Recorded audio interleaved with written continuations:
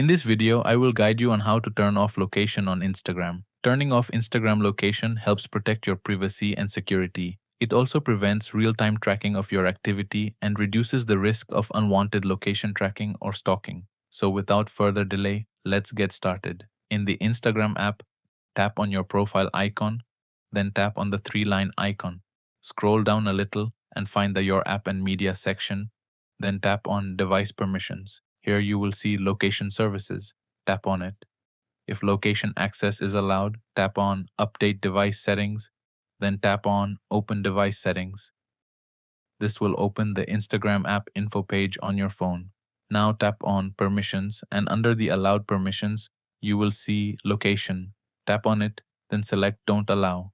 This will turn off Instagram's access to your location and stop real-time location and map-related updates.